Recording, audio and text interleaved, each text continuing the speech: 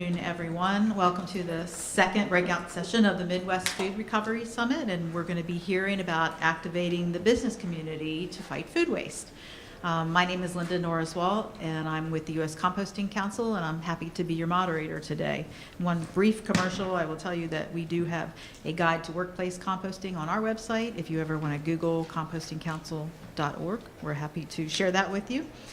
So, a few things to tell you before we get started. Before we begin, I want to remind everyone that there's a cocktail hour this evening in the foyer from 5 to 6, which is not to say there's still another break coming as well, which I hear will have nachos after this. So, welcome to Activating the Business Community to Fight Food Waste. This session will focus on involving community businesses in food recovery efforts. And I'm going to go ahead and introduce all the panelists right now. Our first panelist is Daniel Schoonmaker. He has been Executive Director of West Michigan Sustainable Business Forum since 2013. They are the leading regional organization for practitioners of beyond compliance sustainability practices in the Midwest. They promote positive community change and operational improvements through education, collaboration, and resource development. It is strategically focused on promoting climate leadership, the creation of a local circular economy, corporate social responsibility, and the growth of sustainable business. Our second speaker is Aleks Poldma, and he is a solutions design team lead at Enviro Stewards and has led multiple resource conservation projects at Canadian and U.S. food and beverage manufacturers, such as Maple Leaf Foods, Maple Lodge Farms, Southbrook Vineyard, and Calgary Italian Bakery throughout his 4 years with Enviro Stewards. And our third speaker is Matt Domski, and he is a waste prevention specialist at the Minnesota Technical Assistance Program. He works with industries in Minnesota to find cost-effective solutions that reduce waste, conserve water and energy, limit pollution, and increase overall efficiency. So our first speaker will be Daniel, and I'll go pull his PowerPoint up. And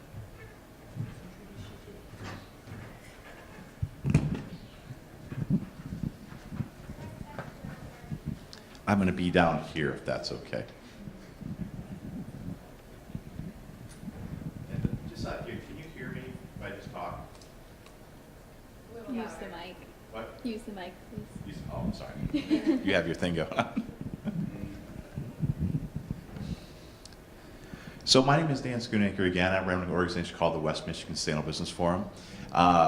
If you're not familiar with Michigan, West Michigan includes communities like Grand Rapids, Kalamazoo, Benton Harbor. Better? No, I was saying Campbell Soup. Oh, okay. Are you Willow? Okay, I saw Kate yesterday. So we occasionally work with Bell's Brewing, who I believe you are an employee of Bell's Brewing. Yep. And if you are not familiar with You're not familiar with Grand Rapids, it's also where Betsy DeVos is from. That's how people tend to know it in the past couple of years. But also the birthplace of the cubicle, the carpet sweeper, and we have a lot of beer stuff. I'm going to talk about a project we did called the Western Michigan Food Recovery Council, which is has been a multidisciplinary effort to engage the local business communities around food waste reduction and recovery. That's me. So there's a little bit of delay there.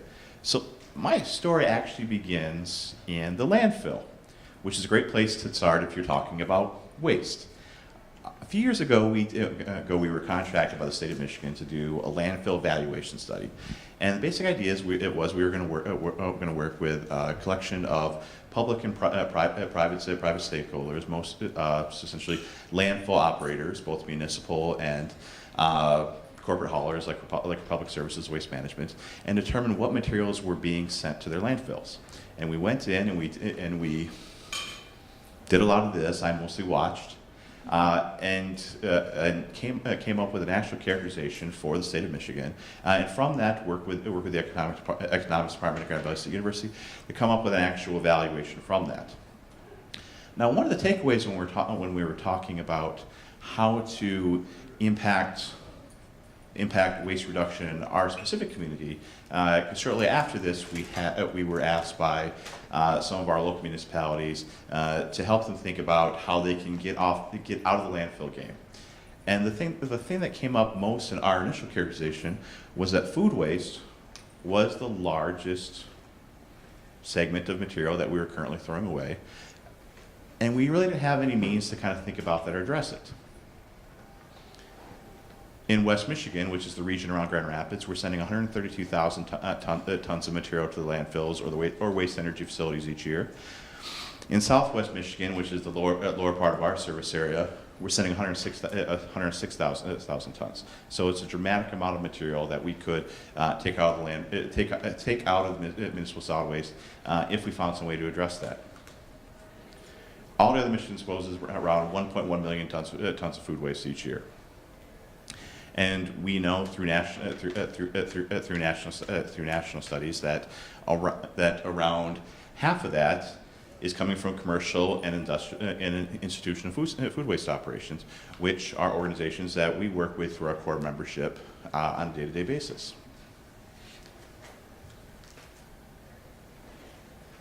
Now, some of these slides are going to have a little more text on them that I'm going to read, just as an FYI, just so when we pass them along later, people can see this. I trust that you can read them, and if not, you're going to catch up later. So, I'm going to buzz through those as an FYI. So, we had conversations with our stickers, starting with a relatively core group of food service operations, major brands, and municipal stakeholders, talking about what we thought the needs were to start getting at this issue. And we didn't see as we were with other issues we engage in, like climate change or circular economy recycling in general. There wasn't a mechanism for a platform for it to have that the peer-to-peer networking and education that we found has been so effective. We didn't have mechanisms by which we were either creating a clearinghouse for national resources or localizing resources, and we didn't have any mechanism by which, without going out specifically retaining a consultant or some type of other help, a means by which we can offer technical resources to our stakeholders. So we came up with this initiative with these objectives, which align roughly to the food waste hierarchy: improve food recovery, define barriers, establish community practice, identify higher value options, and to facilitate that collaboration that I was talking about. This is a slide from Reef that I put up there because it's how we start the conversation, recognizing that there's a lot of different ways that we can get to this issue, and when you start looking at the solutions, it's a lot more complex than what the food waste hierarchy pyramid suggests it actually is.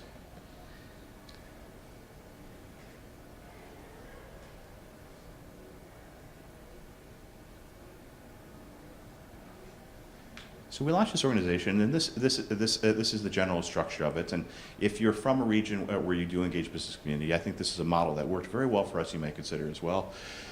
Building on consistent meetings, whether we do quarterly, but I think monthly or even semi-annually would work fairly well.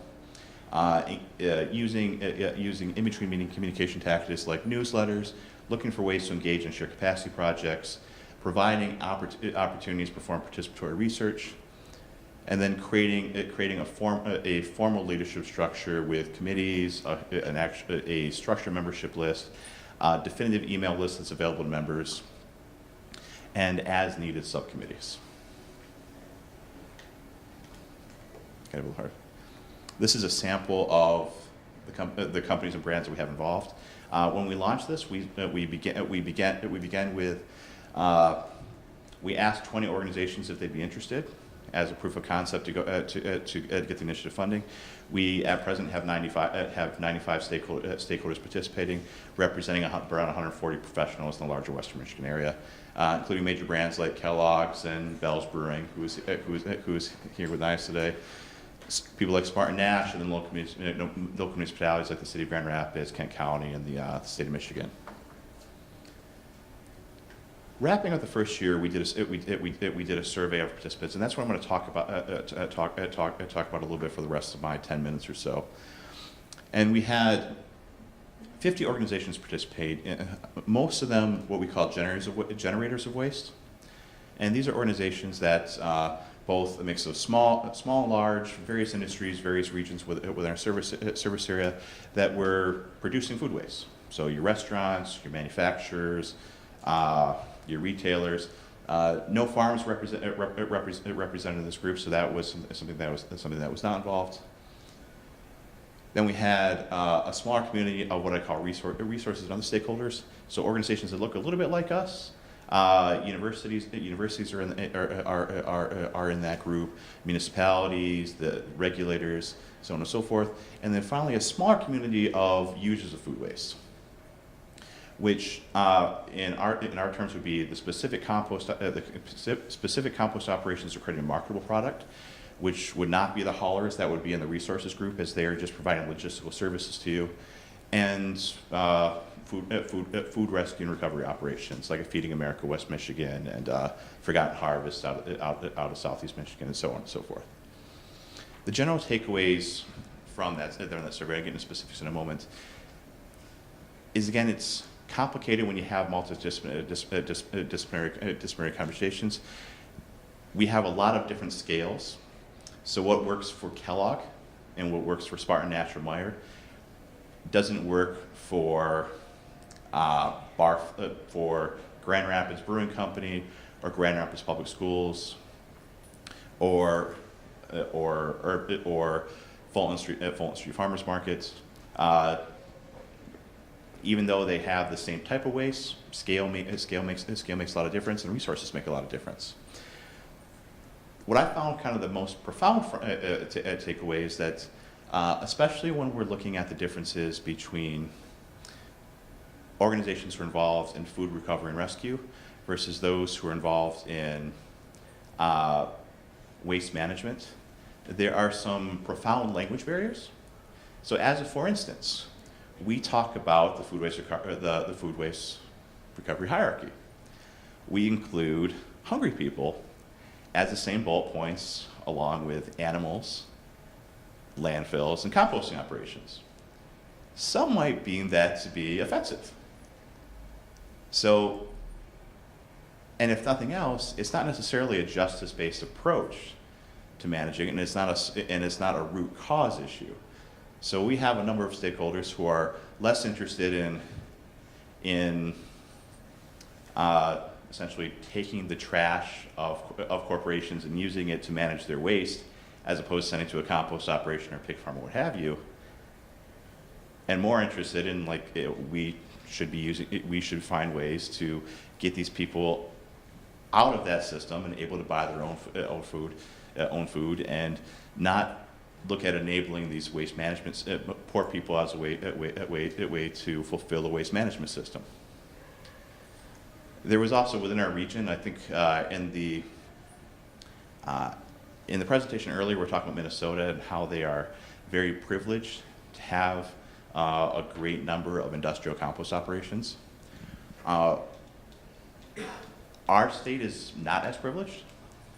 So within our 16 county region that we cover, that this project involved, we have one county that has a fairly strong and robust ability to provide industrial compost services. It is not available anywhere else in a meaningful way. There are certain users who are willing to have material trucked essentially clear across the state so they can take advantage of composting, but for the majority part, they don't have no local facilities, and they're incurring a fairly significant cost penalty to do this, but because of various sustainability goals that they have, are willing to do so, and through significantly optimized programs, they're able to make it cost neutral. But these are relatively rare examples. So the vast majority of the people we work with have no means to access commercial composting. And then finally, undesired impacts of food rescue and donation. So, for instance, if if you're a certain if you're a certain food pantry, either because you are contractually obligated or you just want to take any material you can, you find yourself in a position where you're giving hungry people who may already be at risk to health disparities boxes of donuts, which, if you're a Krispy Kreme representative in the room, no offense, has limited nutritional value. And if we look at a number of the food distribution organizations that we have in our area, they have a disproportionately large percentage of their donated product are things that if they were to enforce a healthy food policy that they would not be able to give away. So that could end up at pig farms, it could end up composting, could be landfilled, or it could end up sent to poor people and maybe have some undesired effects. So in a way that we're finding that there is an element of food swamping within the donation streams. When we asked our 50 stakeholders, represented about two-thirds of people involved in this initiative, what they found most important, they told us protecting the environment was tops, around 40%, followed by feeding the hungry, and then the rest of the hierarchy was less than that. The people in this room did not find cost savings of particular high value to that. And I think part of that is very few of them find any cost savings from these initiatives. So if they're doing source reduction very well, they're finding cost savings, but in our experience, none of them are really finding significant cost savings from anything else they're doing. At best, they're finding their higher value opportunities to be cost neutral. These are the various priorities split by user group. There's actually not a significant difference between them, with the exception that the users of the material, so the people who are actually taking it and giving it to their customers or clients, they were much more interested in networking opportunities than the other groups were. Share some takeaways from our conversations with generators of food waste. Oops. Boop.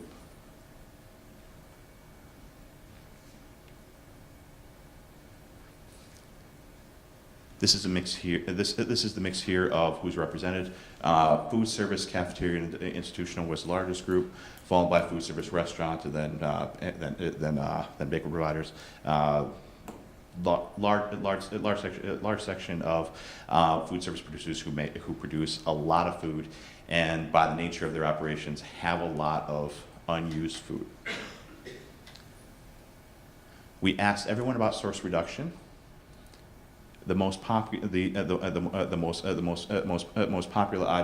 that they're currently pursuing, and these were not pursued in an incredibly significant manner. So we only found a dozen or so who reported that they were pursuing any source reduction mechanisms as defined in that way at this time.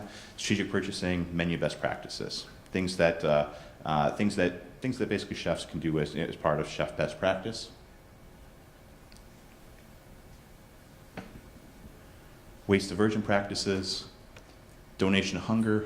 Good half of organizations doing that. One school reported that they were that they were trying out sharing tables. Animal feed came up a bit. Composting came up more than anything. And I would highlight that our sample was much larger, people who had developed programs already, so that this is likely not representative of every organization out there, just the ones who currently have initiatives going on. What they're most interested in is doing anything. So they reported, followed by source reduction. Key takeaways, when we asked organizations why they were doing what they were finding valuable, employee satisfaction was the most commonly cited benefit of the practice. Most organizations did not take any effort to publicize this, and in follow-up conversations, I think most organizations find that their customers don't care all that much about how they're reducing food waste. That doesn't go into a decision like what restaurant you go and eat at. It's something that is more taken as an internal value versus an external customer value. As for the diversity of organizations create a quantification value, and we often heard people say things like, I don't really know where this goes. I'm composting. I don't know what compost actually is. I just know it's different from a landfill. Are they selling this? So on and so forth. So there is a lack of understanding as far as what the cycle actually looks like.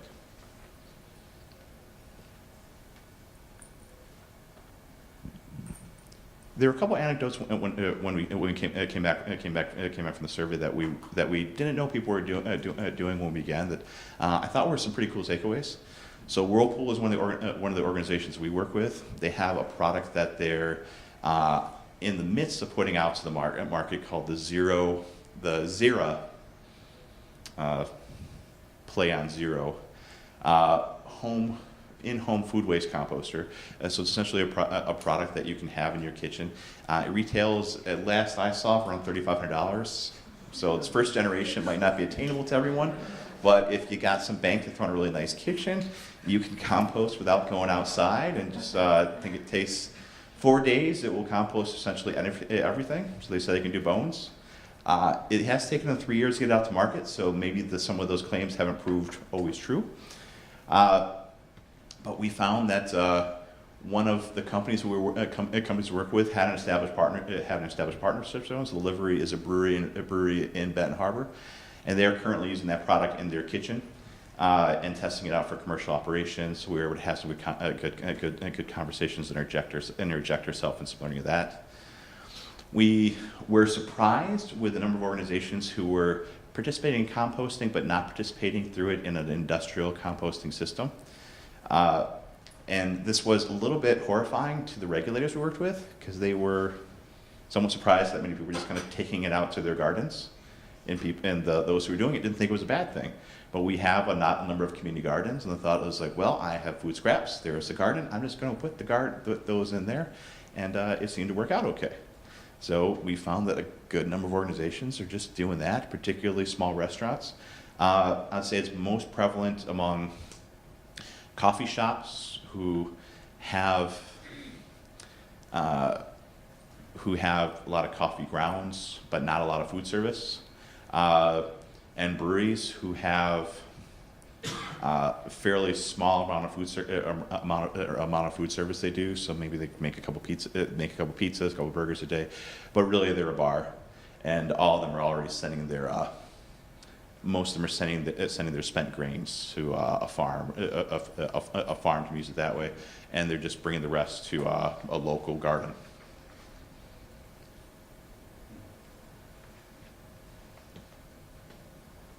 And we talk about the users of food waste. So the current state in our area, I was surprised how many food rescue recovery organizations are there. In the West Michigan area, there are 360 organizations that work to provide food to the hungry. So that was a fairly large community of organizations to get an idea of what they're working on. When we talked to them, we found that they were pursuing waste reduction in some manners. Not many. Some were talking about composting. Some were talking pig farms.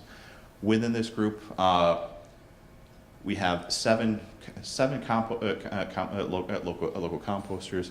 They have a number of limitations within their specs. They can't take prepackaged food. They have difficulty. Sometimes have difficulty with meat. Some will take PLA plastics and some won't. So, if you're an organization that uses the alternative compostable products, you're more limited in your supply than you are on all the composters. And of course, there are geographic barriers.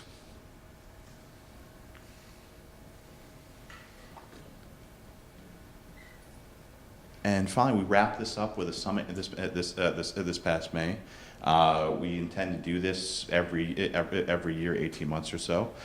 We had 40 people come out. We kept the price low, so it was a little different from a conference like this, where we just charged $15 for lunch. Wanted to get everyone involved, especially with the understanding that a lot of the food pantries and such don't have financial means, and facilitated a good number of conversations. And the feedback was incredibly strong. Everyone said that they came there with a question, they left with an answer or some type of answer towards that. And if you're in a community where you want to engage in this, I would really encourage you to pursue a similar model. Thank you.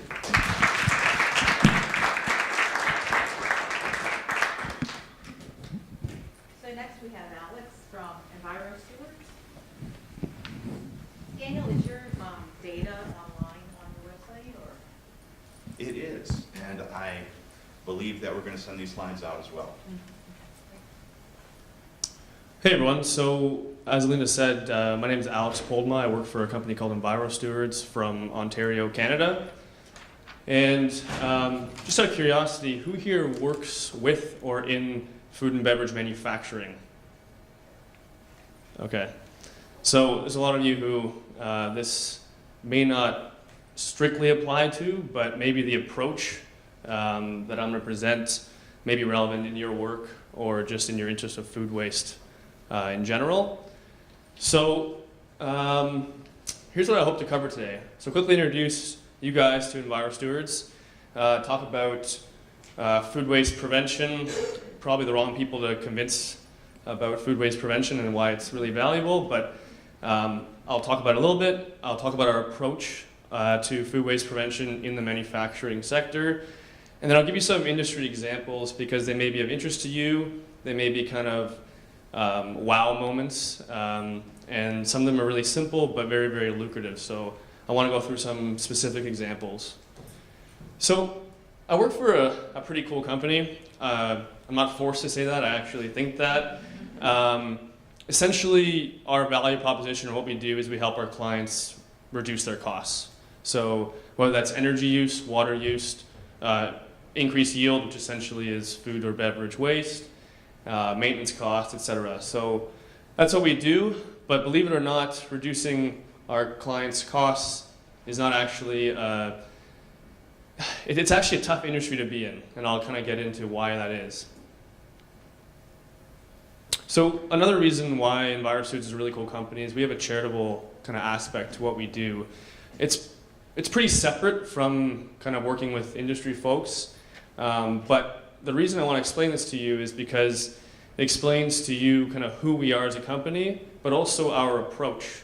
So this root cause analysis approach and this prevention approach, which I'll get into in more detail. But essentially we help people in Eastern Africa build these things called biosand filters out of local materials, and we teach them how to create businesses using this product. And so why is that important? And why is that, this root cause analysis type approach? Well, this is a chart showing growth, or economic growth, economic development in Africa. Versus foreign aid. So they're actually inversely proportional, which maybe doesn't make sense right off the bat. But if you think about it in the root cause kind of thinking, it makes sense. So if someone comes to Ontario and gives away free engineering services, my company goes out of business and then they leave, or they have a monopoly on the business. So same thing happens with foreign aid. People come into certain regions and they give away free filters built in Germany or whatever, and the person building filters themselves in that community loses a job. And when you lose a job in a small town in Uganda, it's a lot worse than if you lose a job here. You have a social network or social services that protect you. Well, that guy selling shoes, for example, in the town, sold his goats, his chickens, to start up a shoe company, and some company comes in, gives away free shoes, that guy goes out of business. So it's kind of a stretch, but I wanted to connect kind of our work in Africa to what we do in North America as well, because it's actually understanding what the root cause is and how do we actually attack that. In terms of relevant experience, we do a lot of work in food and beverage, I keep saying that. A lot of Canadian brands here. Maple Leaf Foods, kind of like the Smithfield, Tyson Foods of the States. Cargill, it's across North America. Campbell Soup. We do a lot of work with breweries, wineries. And Tim Hortons, big Canadian brand. I don't know if you guys know of them, but kind of like Dunkin' Donuts. So we have a lot of experience in food and beverage. So there's all these numbers. This is a kind of study done by the BCG about how much food waste there is. And I saw one of these pamphlets here, talks about all this food waste, the numbers, the billions of tons and the millions and billions of dollars and all this kind of stuff. It's a little overwhelming, but it's pretty crazy that 1/3 of all food that's generated is actually wasted. And there's a lot of kind of residual effects. So in the study, it states that 8% of global greenhouse gas emissions come from this food waste. So I'm going to be focusing on this part here, which is the processing and packaging part, which is the smallest generator out of the whole food supply chain, but it's still very substantial at 160 billion tons a year globally. More numbers. I don't have to go through this because you guys know that it's pretty crazy. Here's the food waste prevention hierarchy. A lot of people talked about it already. Again, I don't have to tell you about it, but I'm going to be focusing on this reduction portion here because it is the most desirable. However, in my world, it's extremely difficult to actually sell. Everyone wants, or not wants, but everyone will pay for a sewer surcharged water treatment plant, but they won't pay for reducing their food waste at source. Again, so what's the case here? So a lot of these businesses that we work with say, hey, it's not really a big cost item for me. It costs me $1,000 a year to get rid of my food waste. Not a big deal. I'm a huge food and beverage manufacturer. $1,000, nothing.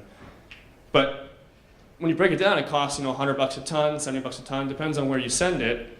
But if it's cheese, that's $8,000 of revenue you're throwing down the drain or into the landfill or wherever you're sending it. So the message I'm trying to get across here is don't manage your food waste, prevent it in the first place. Obviously, there's a need for management as well, but this is where I live. This is my world here. So a real-world example of actually putting numbers to that. Campbell Soup, they have a plant in Toronto. Unfortunately, it's closing down, but there is a plant that we did some work at, and again, not a big problem. It cost me $1,300 to get rid of 13 tons of food waste, of chicken and beef. But chicken and beef is really, really expensive, actually. So they had a process issue where they had some mistimed processes that actually dumped a bunch of beef and chicken onto the line, missed these cans, but it's not a big problem. But when you present it as a food waste or a product issue, it's actually $130,000 a year of product they're throwing down the drain. Had to toss in the Tim Hortons example because I'm Canadian. But this actually tells a pretty cool story. So they have a wastewater issue. The city's saying, hey, you're putting way too much BOD down the drain. BOD essentially sugar. Where does that sugar come from? It comes from their product. Because what they make at this plant is the fruit jelly that goes into the donuts, the muffins, and the Timbits. So it's not a wastewater problem. It's actually a food waste problem. And so my company, we do some wastewater work as well. We try to avoid it. But they hired us to design a treatment facility, which according to their effluent would have been about $1 million. And they're going to do it. They're going to spend $1 million because they have to, or else the region shuts them down. So they'll find the money. But instead, we convinced them, hey, let's not do that. Let's look at your process. Let's see how we can reduce your waste in your plant. And then we'll see how big of a treatment plant we have to actually build. So production went up 2/3. Wastewater volume went down, so water consumption went down 60%, and BOD went down 80%. So what's the result? No treatment plant. And we did a holistic study with energy, water, all this stuff, and there's $500,000 a year of savings. And again, no need to spend $1 million for a treatment plant, no need to hire a wastewater treatment operator, et cetera, et cetera. And people go, okay, $500,000, you're doing conservation work, it's super expensive. No, it's not. Actually, the payback was just 0.4 years here. And a tough part of my job of selling what we do is that this would never happen in my plant. This would never happen in my plant. We already have teams doing this kind of stuff. This would never happen. But people are so busy keeping production going. People are so busy doing these kinds of things, and they have limited resources, and they're getting cuts all the time that they can't actually look at the facility in a conservation type approach. So that was my wastewater treatment example that actually is a food waste problem. So how do we do it? How do we find $500,000 a year in savings and prevent wastewater treatment plants from being built, et cetera? It's kind of a 5-step approach. Again, it's a root cause type approach. Big important step is gaining buy-in. So having the right team there, because when we go into a new facility, they're the experts. They know what's going on. They know where there's opportunities. And also, if we offer an idea, they have to be on board with actually implementing the idea, and they have to live with it on a day-to-day basis. So this is an important part of the process. Next part is the actual data collection. We have whole kinds of meters, flow meters, automatic samplers, amp loggers, whatever, to collect data to be able to quantify what the problem is. How much is this actually costing you? It's kind of funny when we do food waste prevention work. Everyone's like, oh, what kind of equipment do you guys have? You guys have really high-tech stuff. And my answer is, like, it's a bucket and it's a scale, pretty much. And like we do use other equipment depending on what kind of food or beverage they process, but often it's just weigh it and just get a bucket underneath it. It's funny, but that's how it works. Once we do our assessment, we kind of find out, where is all the water going, where's all the energy going, where's all the food waste generated. We generate these Pareto charts, and we look at, where can we attack these wastes, and where is it going to be the most beneficial for the client. And then we do some root cause analysis. So this is kind of a weird drawing, or a photo, sorry, it's kind of crappy, but let me just, there's a schematic here. So, this is a pork processing plant. They have a centrifuge, which essentially, processes lard and removes any solids from that process, so they can sell the lard as kind of clean lard. What we found was there was this this hose of water that's just going straight to drain. 22 liters a minute, 5 gallons a minute or so. What's the point of that? Well, when the centrifuge kind of cleans itself on a cycle, it spits out some lard and some solids into this tank, which then flows to drain. If there's no hot water there, the drain will clog and you'll have some serious issues. So we need this water going down the drain. Well, this water is expensive. It's water, it's heated. And then all that stuff goes to your wastewater treatment plant, which again is a very expensive process, has to be hauled off. So all these downstream effects, if you can address these problems as far upstream as possible, it's very, very lucrative. So what did we do? Well, most of the lard that was being spit into this tank, it was mostly lard, a little bit of solids. So the solution here was to heat trace the tank, let the solids settle, reprocess the lard, clean the tank out once a shift, once a day. No longer need that water going straight to drain. No longer need the natural gas to heat that water. And it's $100,000 a year of water, natural gas, saleable lard. And that does not include the downstream costs associated with that. So again, find that opportunity as far upstream as possible. So we collect our data, we come up with these root cause analysis, and we find some solutions, and then we again have to vet the concepts with the team there. What does health and safety think about it? What does QA think? Oh, we tried that 2 years ago, it's not going to work. Well, if we tweak it, will this work? Well, actually, yeah, that might work. So we vet these ideas with the team, because they're going to be the ones that we're going to implement these ideas with. And then we come up with the business case. There we go. For all the opportunities. And what ends up happening is you have, okay, these are things we're going to do tomorrow. These are things we'll do in 2020, 2021. And you have a sustainability plan. And you have numbers that make the business case, which actually drive the project. If you don't have the business case, no one's going to do it. So I'm going to give you some examples just to wrap up. These examples may be kind of obvious, may be interesting, but they're real life examples. And they happen, and a lot of people laugh, but it happens. So first off, Saputo Cheese manufacturer. These are blocks of mozzarella cheese, and they fall onto this conveyor, and they continue going through the process.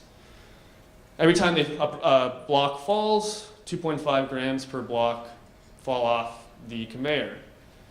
But there's no food waste issue because there's a tray under the conveyor that catches all those little pieces of cheese. And don't worry, no, we reuse these. They have a processed cheese process that uses that as an input. The problem is 2.5 grams per block times 100,000 blocks a year or whatever it was, it's a lot of mozzarella cheese. Mozzarella cheese is really good. Processed cheese, not so good. Mozzarella cheese expensive, processed cheese not very expensive. So this actually wasn't a food waste issue because they reused it, but it was $74,000 a year of actual value. They're devaluing their product, and they know they're doing it. But just quantifying it, I think for $74,000 they can adjust the conveyors? Probably. And that was 20,000 kilos a year of cheese. Campbell's Soup. So this here is an optical sorter. So essentially, you have some carrots, some potatoes that fly through there, and it determines is it a good quality carrot or not. Is it good enough to go into our soups? If it's not, we'll kind of spit it out with some compressed air, and it'll go down the drain, and we'll deal with it later. Well, it was hard pipe to drain, so no one could see how much was going down there, and no one could see how this was operating. So we removed the pipe, we put a tote there, and after a shift, we took that tote, put it back through the optical sorter, and 2/3 of all the rejects actually got put through. So there were some adjustments made with the optical sorter, and that ended up being 500 tons per year of vegetables, or $225,000 per year. But no one sees that. It goes right down the drain, and potentially, I think here they sent that to a waste energy plant because it's green. But it's not green because growing these vegetables, shipping them, cutting them, peeling them, cooking them, and then throwing them down the drain is actually much, much higher GHG emissions throughout the whole entire process than sending it to a waste energy plant. Baseball bagels. So these actually look pretty cool. I feel like if I put cream cheese on these bagels, it'd be pretty sweet because I wouldn't have that big bundle of cream cheese in the middle. But they can't actually sell these because it's not visually up to spec or whatnot. So why is this happening? This is at a smaller bakery, so this is why they have this issue. This is a power or an amperage reading of their bagel mixer. So there's some inconsistencies between batches, which leads to inconsistent proofing times, which is like the rising of the bagels. So that inconsistency leads to these baseball bagels, which then just get thrown out. And they're proofed, they're baked, they have the sesame seeds put on them, and then at the end of the line, someone sees them and just throws them out. So having a tighter timeline on their bagel mixing and their proofing yields $25,000 a year in savings. This project was through was through a Canadian program that was funded by the Walmart Foundation, where essentially we're doing 50 food waste prevention studies in Canadian manufacturers. Protein processor, they dump their mix of meat into this process that fills cans. They scrape this part of the hopper out, but there's a bunch of meat that's left over at the end of each day in each tote, and they don't scrape that out. What ends up happening is someone either scrapes it into an edibles bin, ships it out, or sometimes they spray it away with the hose, which then ends up going down the drain, and they get charged with a sewer surcharge bill because here they don't actually have a treatment plant. So just counting that or quantifying that was $55,000 a year. We knew that there's a little bit of waste there, but $55,000 a year, is that worthwhile? Not including the downstream costs? Yeah, we're going to look at that more seriously now. So a lot of our work is just actually putting a number to it. They know what's happening, but they don't know how much it costs them. Last example here. This is not necessarily food waste prevention, but it kind of ties in the whole approach. So this is a small vineyard, a winery in Ontario, Niagara region. super kind of forward thinking. They're biodynamic, they're organic, and they wanted to put in, they're also LEED Gold certified, and they wanted to put in solar panels. And so we said, okay, before you put in solar panels, let's see what your energy use is right now. So what ended up happening is we helped them reduce their energy consumption by 35%, energy being electricity and natural gas, with a 4-month payback. And then they put in a third less solar panels. So you can put all these solar panels with the capital cost and then just waste that energy, or you could reduce it first and then appropriately size your solar system. So that actually had some food waste prevention in it, because they would have had to kind of cut up some of the vineyard to put the extra solar panels in there. So again, that conservation first approach is very lucrative. So I went through a lot there. I hope that was interesting, but again, really trying to enforce the fact that the root cause analysis and the conservation part is extremely important, because it actually is the best decision that these manufacturers can make. Super hard to convince them because it's not urgent. It's not urgent at all. But that's, if you guys have any tips for convincing people to do that, I'm all ears.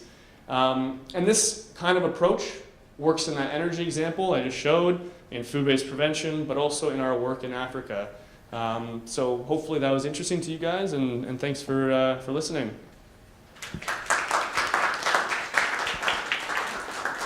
Our third speaker is Matt from Minnesota Technical Assistance Program. Hopefully it didn't, I heard your bio when I said it.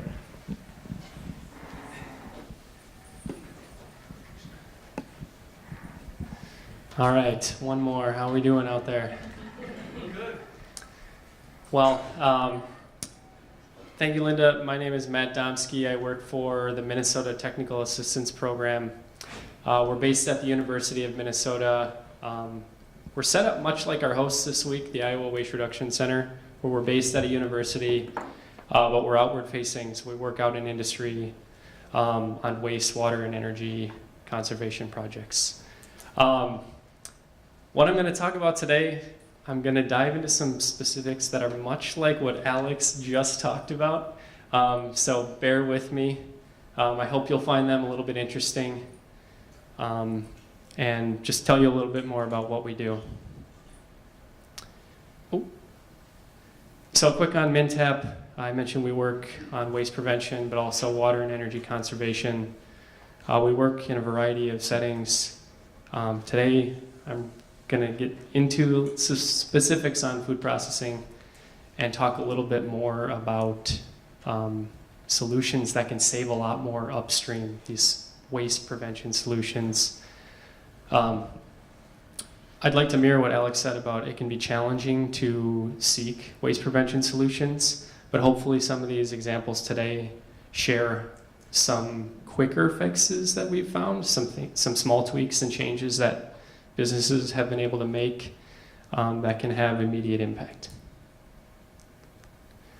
Don't need to spend a lot of time on the hierarchy here, but I just want to cover two things. First, why do we seek source reduction solutions? And then get into some of those examples I'm talking about. So really why? We can save more upstream of disposal if we reduce at the source. We have plenty of inputs that go into food production, transporting that food to facilities, and then labor, water, energy, lots that goes into making something saleable and getting it out the door for somebody to consume. And then on the other end, avoiding disposal costs, wastewater treatment costs. These are all things that are very real for the businesses that I work with. Okay. So peas, cheese, milk, and barbecued meats. That's what we're going to take a look at today. Okay, starting with peas. So right here, this is a very specific diagram of what's called the fill and close stage at a pea processing facility. Literally what's happening here is peas that have been cleaned and sorted for quality are sent through a hopper and portioned and filled into these cans. So all these green arrows that you see, the significance of these arrows is where peas are being lost in this stage of the process. So I just have a quick question, and curious if anybody can maybe guess a big reason why loss is happening at these different points of arrows.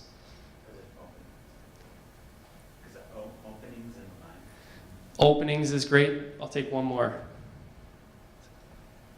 Okay, that's a very good thing. We'll talk about that. Something very interesting that an intern we had here, Daniel, noticed was peas are inherently very bouncy. When they pile up, they just bounce right off of each other and off the conveyor. So we need to figure out how to control that. So what Daniel worked on was speccing out how to refabricate some of these chutes. Relatively low cost, so he could refabricate some of the chutes to catch more of these peas coming in. And additionally, replacing conveyors. So what they were using at first was a vibrating conveyor that very slowly moved the peas along.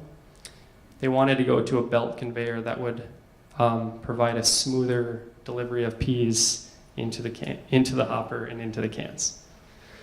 So as a result of these changes, a decent amount of peas were saved, which translates to dollar savings, and the savings on the right just translate, that's just the product savings. This doesn't include the avoided disposal costs, and I don't believe we had the energy yet in this calculation.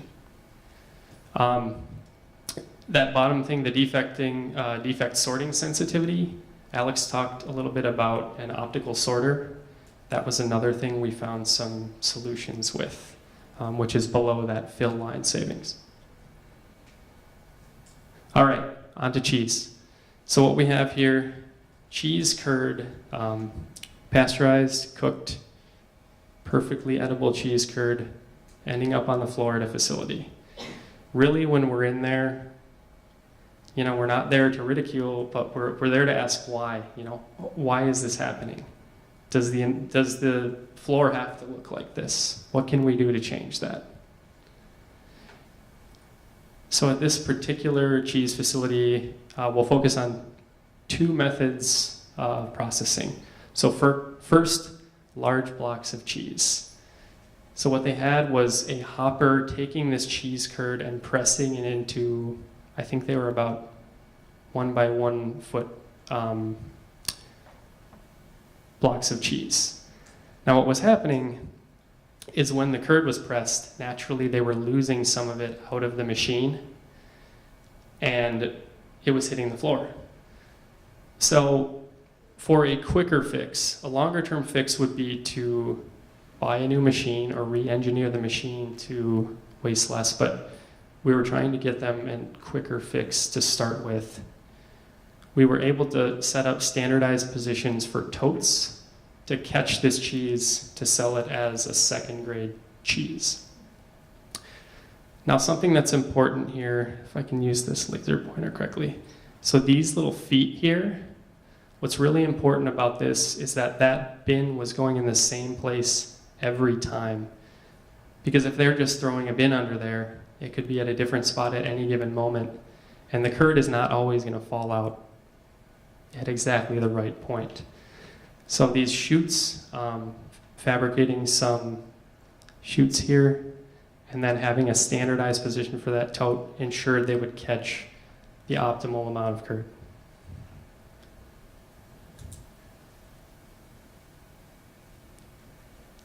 There we go. Okay. One more thing with cheese, onto large barrels. These were around 55-gallon drums of bulk cheese that were being filled with cheese curd through these hoppers and then pressed down into large cylinders. What was happening here was as these barrels were being filled, once they were deemed full, the hopper with the curd kept spilling out cheese. Now, with these businesses, they're trying to get product out the door as fast as possible. So this wasn't necessarily something they would have picked up on. but we had someone there who was noticing where cheese was piling up, and all it took was a change in automation, a little bit of an adjustment to the timing, and we eliminated the curd that fell to the floor in between those cylinders moving.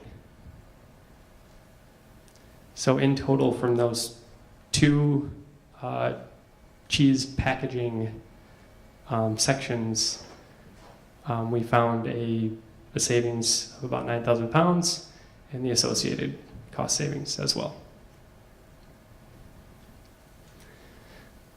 Okay, for the next two, I apologize, I don't have the best diagrams, but I'll try and paint the picture for you as best as I can. So, at this barbecued meats facility, again, on similarly a processing packaging side of things, what was happening is there was a filling machine dropping finished product into a tote, which was then carried over to a machine by employees and put on the line to be packaged. What was wrong with this filler is that, like I mentioned in the cheese example, the totes they had were put in a different position every time. They weren't always right where the filler would drop everything into these totes before they were transferred. And once this product hit the ground, it was animal feed. And with all the shredding, cooking, smoking, this meat was brined. There's a lot of added value to that, for that just to hit the floor and then be gone as product. So what we did here was help them design carts to standardize where the totes were placed and where they would slide them so that that filler would send everything into the bin the same each time. And a piece that's really important here was making it easy for employees. So we needed to work with the line staff to understand what they were doing when they were working this process and make it as easy as we could for them to consistently capture all that product. So this was a pretty conservative savings. I believe we actually identified a lot more than this, but just in this first stage of standardizing that tote placement, this was roughly what was implemented. And something I haven't really mentioned in the other examples, what really improved with this process was the safety, because this brined meat that was hitting the floor in the first place was causing a very slippery environment. And having been there a few times myself, it wasn't my favorite area to walk through. So added safety was a bonus here as well. Okay, last example. So at this particular dairy facility, they were making fluid dairy product. So anything from milk to protein drinks, eggnog, heavy whipping cream. There were some very thick products being made. So if you can imagine like a picture of a milk bottling line, or bottles being filled, or cartons, or totes, this facility had multiple lines where they were filling containers like these before sending them out. So what was happening was from that fill line point back to the tanks where this good product was being held was a series of piping that would send it to the fill line.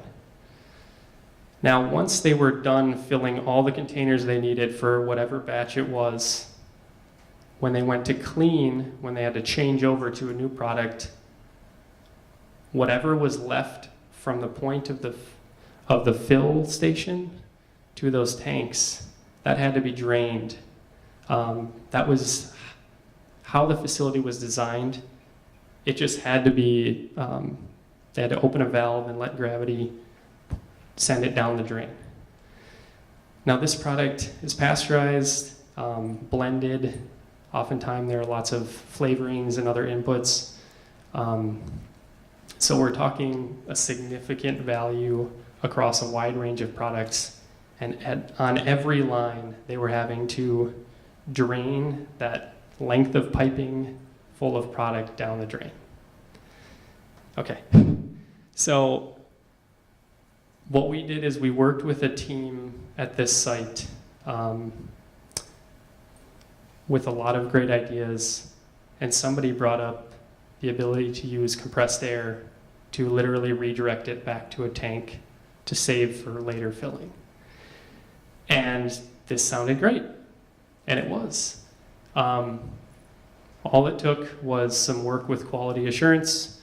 They needed purified air, so there was some purification kinks that needed to be worked out.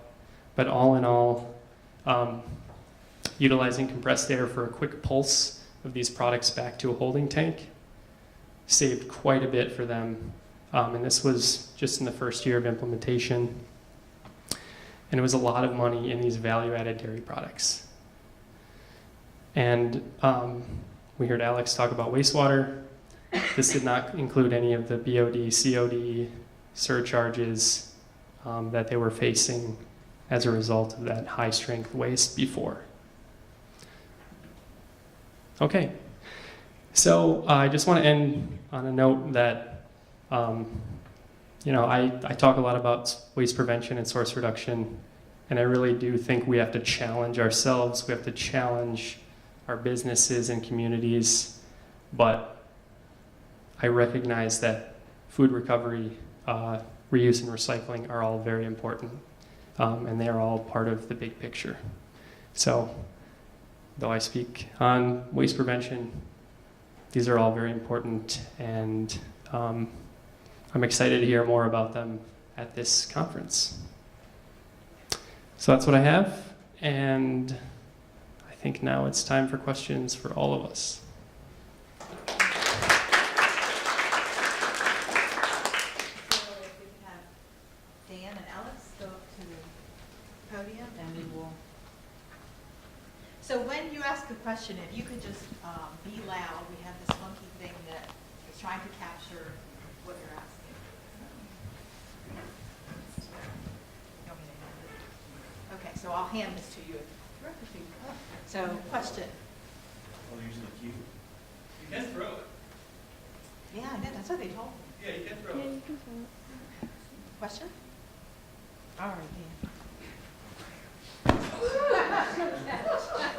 This is for Dan. And you don't have to answer if it's proprietary or confidential, but what's your budget structure? Do you charge your members?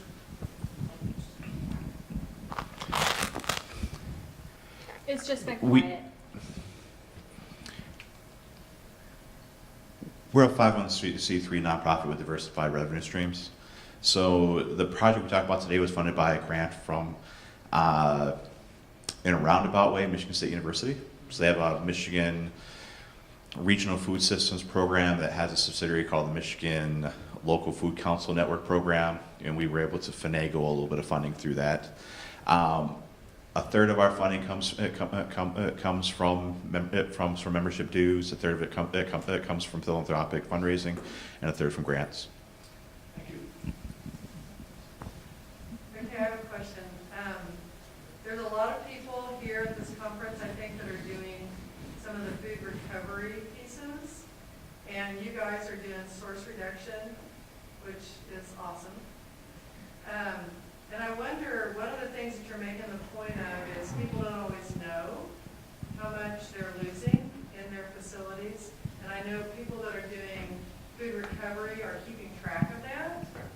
And I'm wondering, is there an opportunity for people doing food recovery to help the clients providing them the food understand the root cause of why they're getting rid of so much food and maybe move into that source reduction a little bit? So I'd like comments from people. I haven't thought on that, but I'll let you guys go first. I think that's probably a good idea. I know when we approach potential clients, typically they do track their waste, whether that's they know how much they pay for sewer surcharge, or they track their waste. And using that data, we can kind of get an idea of what the opportunities may be. For example, milk producers or breweries or wineries, they'll show us their wastewater treatment bill, and it shows kind of how many kilograms of BOD, for example, they're getting charged. And when you kind of back calculate and go, oh, that's actually $200,000 worth of wine. Like, should we look at this? Yeah, we should, kind of thing. So that's one way how we do it, but it's kind of all within the actual facility because they collect a lot of that data themselves. I'm going to say something different. So. I do think that's a really good idea, and I think we all need to pull resources from each other to kind of tackle this from all levels, I guess you could say. Maybe specifically in food processing, I think we're seeing a lot less of that waste is going to recovery, whether good or bad. So I guess I know there are certain businesses where that would be very valuable, like grocers, farmers. I think that those would be the links to the food recovery system that would be very important.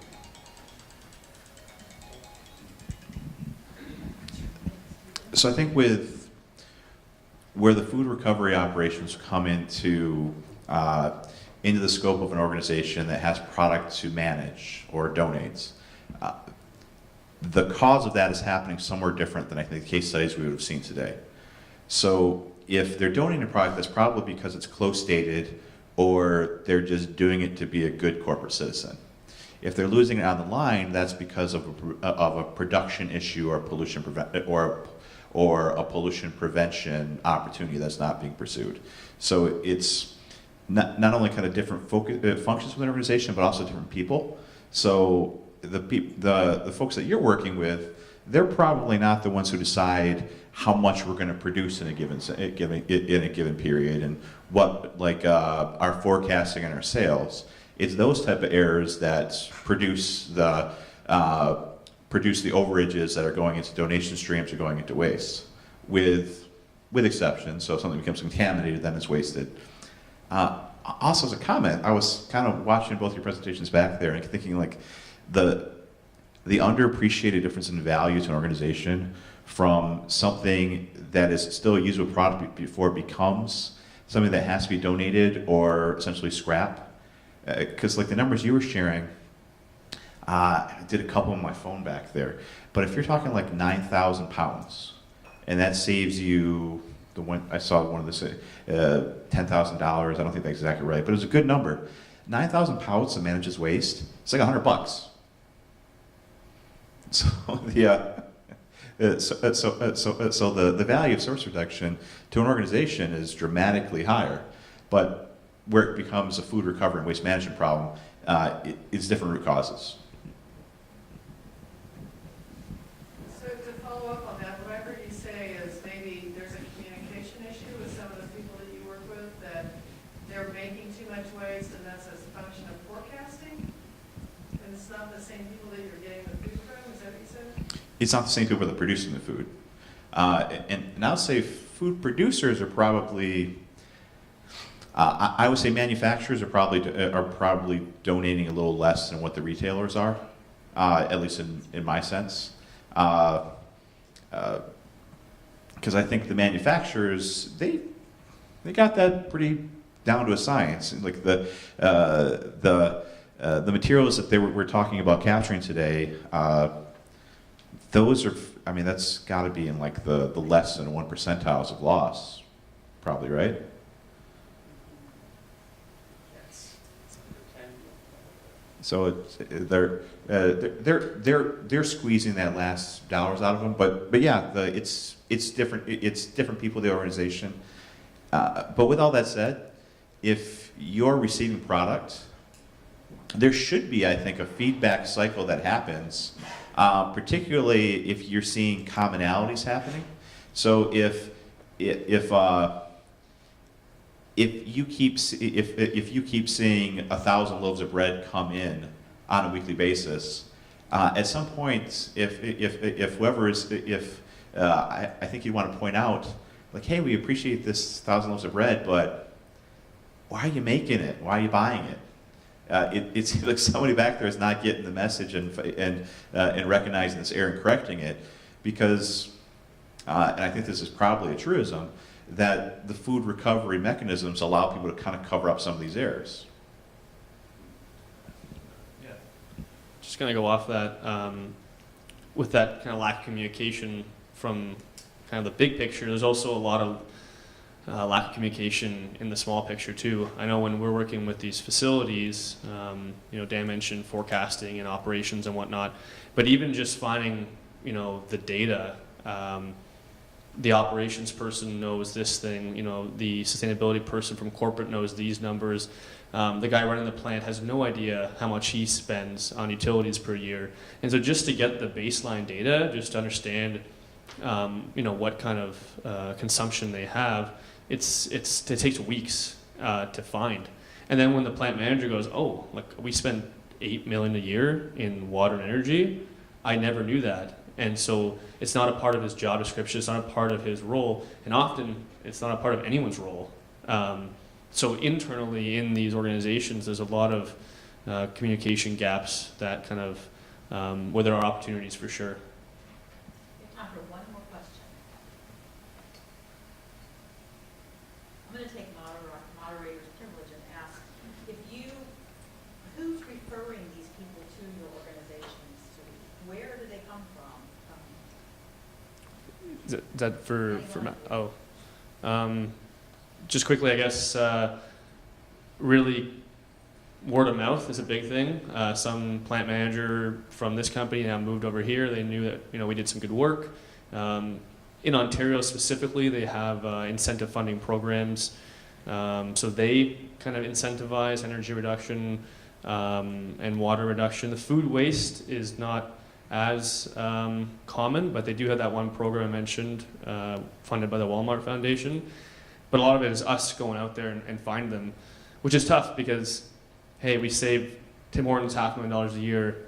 I don't know if I can do that for you because I've never seen your plant. And I need to actually go through the process to find that. So it's really difficult. But often there are wastes inherent just in the manufacturing process. I worked for a manufacturer for 10 years, and my question is, a lot of times they didn't want to raise their hand and say, we're doing something wrong. So that's what I'm wondering at. How get these people coming to you? Yeah, I think there's like an inherent shame in not wanting to reveal, that we waste this much or use this much water or energy. We,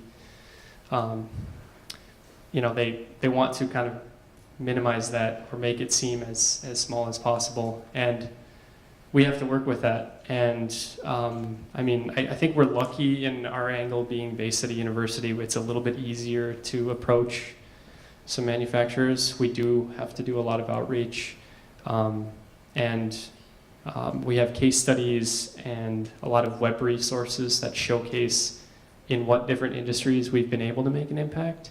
So you kind of need proof, and you just need to approach it, approach it in a way in that you're really there to help.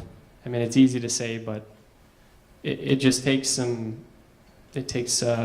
few tries, and you also have to accept that sometimes you'll have success engaging folks, and sometimes people want nothing to do with you, and you just need to move on. So it's a bit of a mix.